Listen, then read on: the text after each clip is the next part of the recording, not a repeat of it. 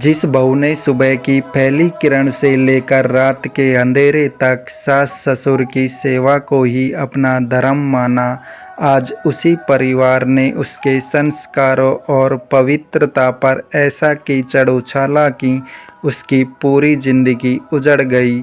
कैसे उसकी जेठानी माया की उस एक खौफनाक साजिश ने इस हंसते खेलते घर को पल भर में शमशान के सन्नाटे में बदल दिया, आइए जानते हैं। आज इस घर में फैसला होकर रहेगा, या तो ये चोर बहू इस घर में रहेगी या फिर मैं।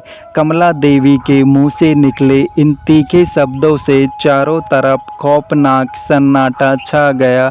सामने खड़ी थी छोटी बहू आरती, जिसकी आंखों से आंसुओं का सैलाब बह रहा था। उसे समझ नहीं आ रहा था कि आखिर उसकी गलती क्या है। जिस घर को उसने मंदिर माना, आज उसी घर में उसकी पवित्रता पर कीचड़ उछाला जा रहा था। आरती की अभी 2 साल पहले शादी इस घर के छोटे बेटे रोहित से हुई। वो गरीब परिवार की बेटी थी। उसके माता पिता ने उसे दौलत भले न दी हो, पर संस्कारों से उसे अमीर बनाया था। शादी के पहले दिन से ही आरती ने इस घर को अपना मान लिया। सुबह की पहली किरण से लेकर रात के अंधेरे तक वो बिना थके सास ससुर की सेवा करती, घर का हर काम आस्ते आस्ते करती। बहुत कम समय में वो सबकी लाडली बहू बन गई। लेकिन घर की बड़ी बहू यानी आरती की जेठानी माया अंदर ही अंदर इस बात से जलकर खाक हो रही थी। माया अमीर घर की घमंडी औरत थी। उसे लगा कि अगर ये गरीब की बेटी सबकी चहेती बन गई तो इस घर की तिजोरी की चाबी और उसकी खुद की अहमियत हमेशा के लिए ख़त्म हो जाएगी। जलन की इस आग ने माया को एक खौफनाक साजिश रचने पर मजबूर कर दिया। एक दोपहर जब सब सो रहे थे, माया दबे पांव कमला देवी के कमरे में गई। अलमारी से 5 लाख रुपये और सोने के कीमती गहने निकाले और चुपके से अपने मायके भिजवा दिए। लेकिन साजिश यहीं ख़त्म नहीं हुई। उसने वो खाली डिब्बा जिसमें गहने रखे थे, उसे ले जाकर आरती के कमरे के एक कोने में छिपा दिया। शाम को जब कमला देवी ने पूजा के लिए अलमारी खोली तो उसके पैरों तले जमीन खिसक गई। अलमारी खाली थी। उसकी चीख सुनकर पूरा परिवार हॉल में इकट्ठा हो गया। कमला देवी रोते हुए चिल्लाई, मेरे गहने, मेरी जिंदगी भर की कमाई कहाँ गई। तभी माया ने मौके का फ़ायदा उठाया और जहर उगलते हुए कहा, माँ जी, मुझे तो पहले से ही शक था। आज दोपहर को मैंने खुद आरती को आपके कमरे में से चुपके से निकलते देखा था। माया की जुबान से ये झूठ निकलते ही पूरे परिवार की सुइयां आरती पर टिक गई। सबकी नज़रों में आरती के लिए अब सिर्फ नफरत थी। आरती हाथ जोड़कर रोती हुई घुटनों के बल बैठ गई। माँ जी, भगवान के लिए ऐसा मत कहिए। मैं तो सिर्फ आपकी शुगर की दवा रखने गई थी। मैंने कुछ नहीं छुपाया। मैं चोर नहीं हूँ माँ जी। लेकिन कमला देवी का गुस्सा 7वें आसमान पर था। उन्होंने चिल्लाकर कहा, जिस बहू को मैंने सिर पर बैठाया उसी ने मेरा घर लूट लिया। आरती ने जब आखिरी उम्मीद से अपने पति रोहित की तरफ देखा, उसे लगा कि उसका रोहित तो उस पर भरोसा करेगा। लेकिन रोहित ने भी अपनी नज़रें झुका ली। वो बिना सच जाने खामोश खड़ा रहा। रोहित की इस खामोशी ने आरती की आत्मा को चीर दिया। उसका दिल पूरी तरह टूट चुका था। उस काली रात जब सब उसे गुनहगार मान चुके थे, आरती घर के मंदिर में कान्हा की मूर्ति के सामने आई। उसने कांपते हाथों से भगवान के आगे झोली फैलाई और रोते हुए कहा, हे कान्हा, आज दुनिया के सामने मैं हार गई। अपनों ने मुझे ठुकरा दिया, लेकिन अगर मैं सच्ची हूँ, मेरी भक्ति और मेरे संस्कार सच्चे हैं, तो एक दिन सच सबके सामने ज़रूर लाना। कहते हैं कि वक्त का पहिया जब घूमता है तो इंसान की तकदीर बदलते देर नहीं लगती। आरती पर चोरी का झूठा इल्ज़ाम लगे अभी कुछ ही दिन हुए थे कि एक रात अचानक कमला देवी की तबीयत बेहद खराब हो गई।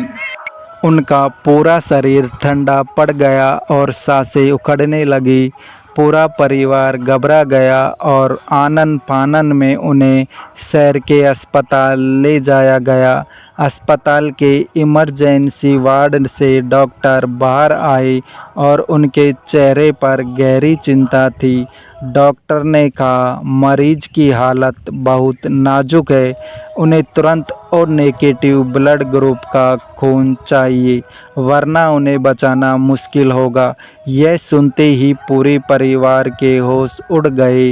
एक एक करके रोहित, उसके पिता और यहाँ तक कि जेठानी माया का भी टेस्ट हुआ, लेकिन किसी का भी ब्लड ग्रुप मैच नहीं हुआ। वक्त रेत की तरह हाथ से फिसलता जा रहा था। तभी मौत सामने खड़ी थी। तब एक कमज़ोर लेकिन हौसले से भरी आवाज़ गूंजी, डॉक्टर साहब, मेरा टेस्ट कीजिए, मेरा ब्लड ग्रुप ओ नेगेटिव है। सबने मुड़कर देखा तो वो आरती थी, वही आरती जिसे कुछ दिन पहले इसी परिवार ने चोर कहकर दुत्कारा था। डॉक्टर ने तुरंत टेस्ट किया और आरती का खून मैच कर लिया। बिना एक पल सोचे आरती ने रक्तदान कर दिया। जिस सास ने उस पर चोरी का कलंक लगाया था, आज उसी की रगों में उस बेकसूर बहू का खून बह रहा था। कुछ घंटों बाद जब कमला देवी को होश आया और उन्हें पता चला कि उसकी जान उनकी छोटी बहू आरती ने अपना खून देकर बचाई है, तो वे फूट फूट कर रोने लगी। लेकिन कुदरत का इंसाफ अभी बाकी था। ठीक उसी वक्त पुलिस वहां पहुंच गई। दरअसल माया के मायके में चोरी की सूचना पर पुलिस ने छापा मारा था। किस्मत देखिए, वहीं से कमला देवी के सारे गहने और हो गए। पुलिस की पूछताछ के सामने माया पूरी तरह टूट गई। उसने रोते हुए अपना जुर्म कबूल कर लिया और बोली, मुझे आरती से जलन थी, सब उसकी तारीफ करते थे, मुझे डर था कि मेरा रुतबा ख़त्म हो जाएगा, इसलिए मैंने यह पूरी साजिश रची थी।